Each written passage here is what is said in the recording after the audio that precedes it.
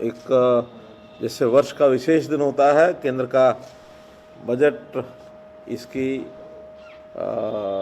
घोषणा की गई है। लोकसभा में बजट प्रस्तुत किया गया है और खुशी है इस बात की कि पिछला ये पूरा वर्ष जैसे कोविड का निकला है और जैसे पूरा अर्थतंत्र, पूरी जो आर्थिक गतिविधियाँ, उसके ऊपर एक बहुत बड़ी कठिनाई जो आई, उसके बावजूद भी इस वर्ष का ये जो बजट है बहुत संतुलित और बहुत लोकहित का ये बजट ये पेश किया गया है। आज हमारी वित्त मंत्री श्रीमती निर्मला सीतारमण जी ने जो बजट पेश किया है उसमें विशेष तौर पर शिक्षा, उसमें स्वास्थ्य, उसमें इंफ्रास्ट्रक्चर और उसमें जितने भी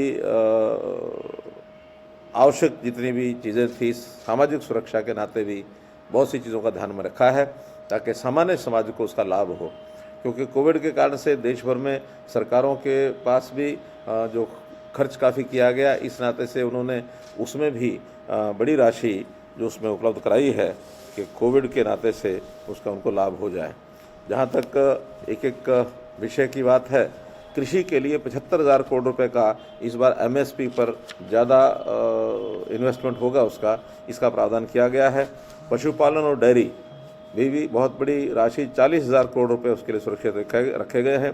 कपास के किसानों के लिए अलग से लगभग 25,500 करोड़ रुपया इसका प्रावधान ये किया गया है।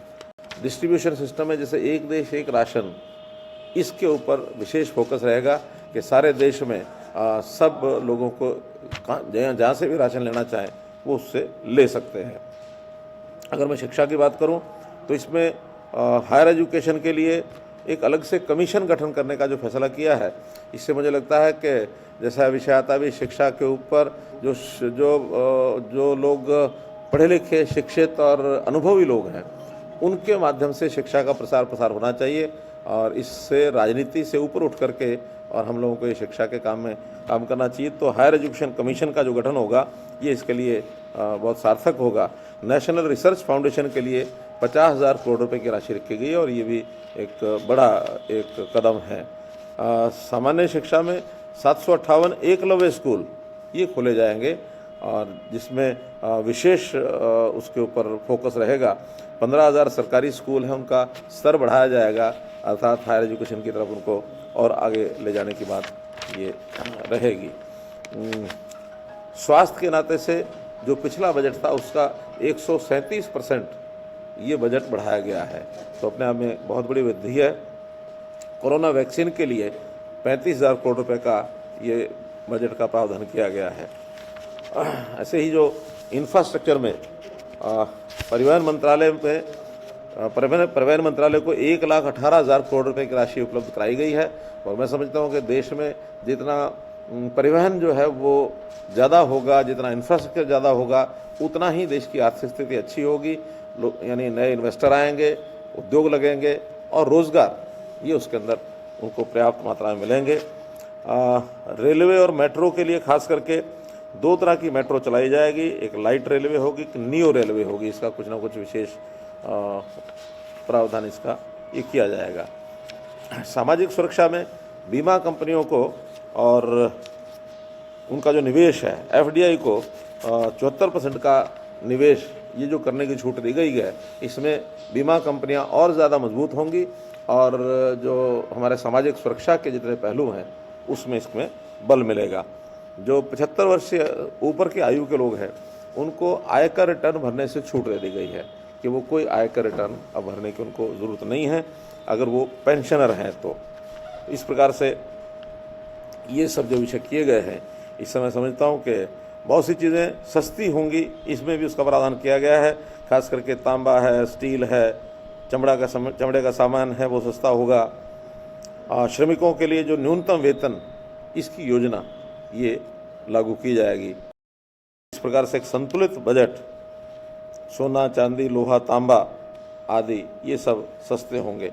जो विदेशों से आने वाली चीज़ें हैं उन पर ज़रूर थोड़ा बहुत अधिभार लगा करके उनको थोड़ा महंगा किया गया है, अर्थात make in India, made in India, इसका एक जिसको कहना चाहिए कि ध्यान रखा गया है कि अपने देश की वस्तुओं को ज़्यादा उसमें प्राथमिकता दी जाए।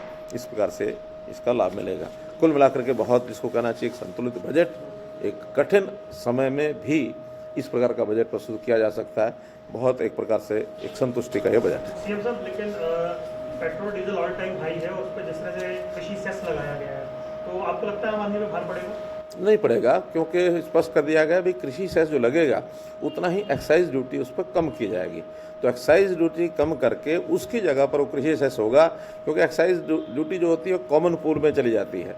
लेकिन ये जो पैसा सेस का होगा ये पूरे का पूरा कृषि क्षेत्र में लगेगा। तो इसलिए उसको केवल अकाउंटिंग के सिस्टम से कह सकते हैं हम, वरना आम आदमी पर इसका कोई असर नहीं पड़ेगा। सर, जो फार्मर्स को लेकर, कृषि को लेकर ये कहा गया है कि एमएसपी जो है 1.5 गुना बढ़ी है, इसको लेकर आप किस तरीके से देख रहे हो? ये भी कहा गया है कि आने वाले समय में जो है फार्मर्स को मजबूत करने के लिए हर कदम भारतीय जनता पार्टी उठाएगी। देखिए, जो किसानों की एक मांग थी कि कम 50% उस पर लागत मूल्य के ऊपर लाभ मिलना चाहिए, वो सुनिश्चित कर दिया गया है। एमएसपी जब भी लागू, यानी जब भी घोषित की जाती है, उसमें इस बात का ध्यान रखा जाता है कि लागत से 50% अवश्य बढ़ना चाहिए, यानी उससे ज़्यादा लाभ मिलना चाहिए। बहुत फसलों में तो 80-80, 90-90% तक भी लाभ मिल रहा है। इसलिए उसको सुनिश्चित किया है कि एमएसपी लगातार चालू रहेगी, लागू रहेगी। इंफ्रास्ट्रक्चर के लिए जो पैसा दिया जा रहा है उससे मंडियों को मजबूत किया जाएगा। ये खास करके जो सेस लगाया गया ये इंफ्रास्ट्रक्चर में ही ज़्यादा लगेगा, इसलिए मंडियों की जितनी भी व्यवस्थाएँ हैं वो मजबूत होंगी। और ख़ास करके जो आज इस समय किसानों के जो नेताओं ने इस प्रकार का जो एक संशय फैलाया है कि मंडियाँ जो हैं वो समाप्त होंगी, खास करके मैं हरियाणा और पंजाब की बात तो कह सकता हूं कि हमने अपने प्रदेशों में पहले से ही मंडियों को मजबूत रखा हुआ है, और ये सेस का अगर लाभ हमको मिलता है तो इससे और ज़्यादा मजबूती आएगी। सर, सरकारी कंपनियों के डिसइन्वेस्टमेंट को लेकर ऐसा लग रहा है कि सरकार और आगे बढ़ रही है, लेकिन विपक्ष का सवाल वही है कि फिर आप सारे सरकारी उपक्रम को बेच रहे हैं। ऐसा नहीं है, बहुत से ऐसे सरकारी उपक्रम होते हैं जिसके अंदर कोई लाभ नहीं होता, घाटे के सौदे हो जाते हैं। और क्योंकि बहुत पहले जिन विचारों को लेकर के ये सरकारी कंपनियां बनाई गई होंगी उस समय उसका हेतु कोई और रहा होगा। आज वो हेतु, चूँकि बहुत से उद्योग ऐसे हैं जिसमें प्राइवेट इन्वेस्टमेंट बहुत आ गई है, वो अच्छे प्रकार से उद्योग चल रहे हैं। सरकारी लेवल पर जो घाटे की चीज़ें हो जाती हैं उसका इन्वेस्टमेंट करना ही उचित रहता है, ताकि उसकी पूंजी को जो है बाकी जगह पर भी लगाया जा सके। धन्यवाद।